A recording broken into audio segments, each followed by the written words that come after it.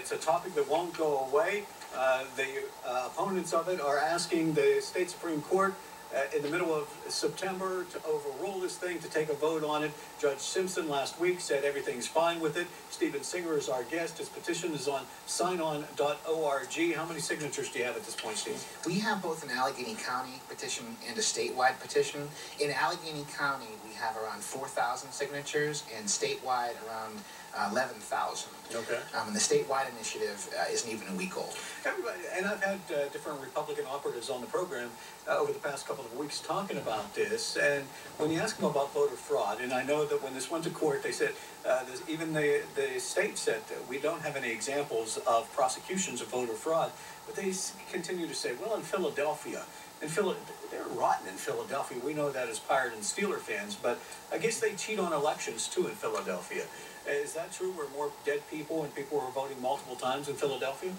I think when it comes to voting, people are, suspicious. There's a lot of skepticism. And I think skepticism is a good thing, but you have to prove it. You have to have facts to back it up. Okay. All right, let's go back to the phones for our guest, Stephen Singer, and to Elwood City we go. There's Pam. Good evening, Pam. Hello there. Hi. Hey, I believe that common sense is not so common nowadays, and it only makes sense to have identity when one votes. And that way it's almost preventive medicine from having voter fraud come upon us.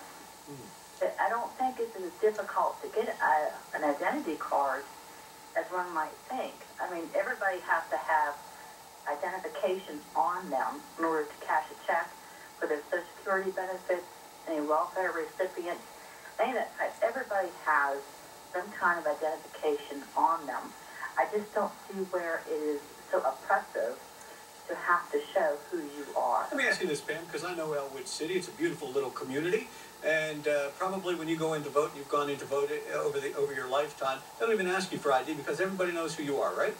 No, that's not. I do not know the people at the fire hall. I don't know them by name. We see each other, and at that particular time, it is the season for voting. But no, it's not. It's not that I know my next door neighbor. Do they ask you? It does not have anything to do with it. Well, yeah, it does. Do they ask you for ID in Elwood City when you go in to vote? No, but if it would be a law, they certainly would. Yeah, but I mean, they don't have to because they trust you. You're a trustworthy person. I can tell by your voice. Yes, I am very trustworthy. But you just can't go by the face and the friendly how do you do. It has to be straight up. And if it's common sense says if you just do it the right way, I think it prevents a whole lot of heartache. And there would be no voter fraud because everybody is accounted for, and you wouldn't be able to skip and hop and. I'm also willing to take a bet that there's never been any cases of voter fraud in Elwood City. Well, I've never heard of one, but preventive medicine says there would not be one. Am I correct? Well, I don't know. I mean, would you take cough medicine if you didn't have a cough? Preventive medicine. Would you take heart medicine if you didn't have heart disease? And I think you're avoiding the statement that if you do it right, if you already have your identification, it does not hurt anything to show who you are, and then you know that the vote is a good, clear vote, and you just move on with your life. And I'll bet when you go in to vote like I go in, I have my wallet in my pocket with my driver's license in it, you have it in your purse, and they never ask you for it. Even if you would offer in the past to say, you want to see my ID to make sure who I am, they would say, no, don't worry about it. No, they probably would, yeah. but they are straight-up people, and of course. If it is the law, they would abide by it. Right. And I don't see where it is so oppressive for those who do not have a driver's license per se.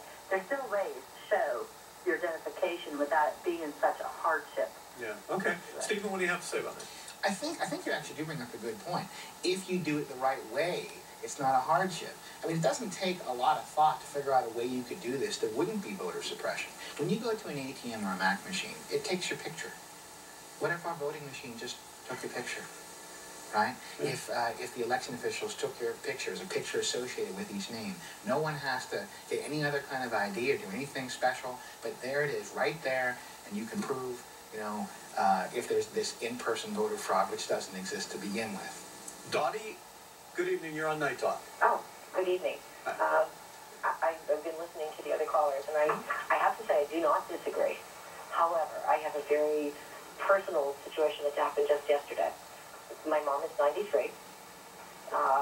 She has an expired driver's license. She has an expired photo ID card from PennDOT, and you have to have a more recent one. Mother is not going to be voting this year for health reasons. However, we did take her down to, we went to Rochester to get the photo ID. They were open. They were one of the few that were open, but they didn't do photo IDs. They did driver's license renewal, pictures. Sure. So we had to make the decision to take her into Pittsburgh because we had her in the car. We had done the wheelchair transfer and everything. Got her into the car, so we went to Pittsburgh. Everybody in every one of these facilities was absolutely wonderful. I have no complaints the way PennDOT handled it. They did a good job. But after doing that, then we sat there at the corner of Liberty and I guess it was Smithfield, and waited with many, many, many, many, many other people waiting for our number. And then finally, everything took place.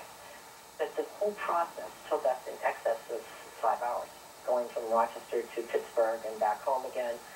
And I think that although the concept of everyone should have a photo ID, and I don't disagree with that, I think the time span, especially for seniors, is definitely too short. It was a really difficult physical situation for my mom.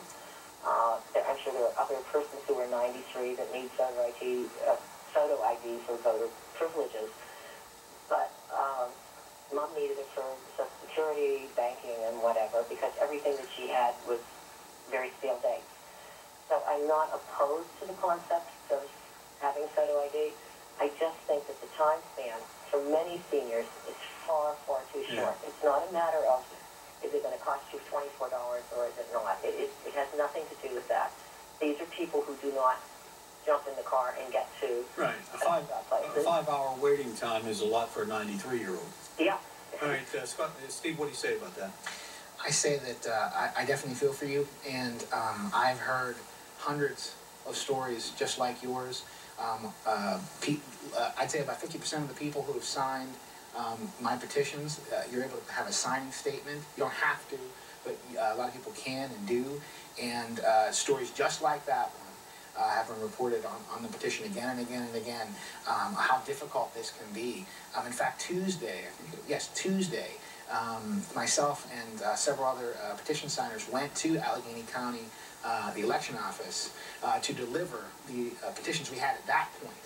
And when we were there were people who saw us and they said, "What are you here protesting?" And we told them, and they joined us. There were several people in the elections office who, when they saw what we were there for, they got in line with us. So it's a very common story, I think. Stephen Singer, activist against the voter ID law with an online petition. We'll take more of your phone calls next on Voter ID on Night Talk.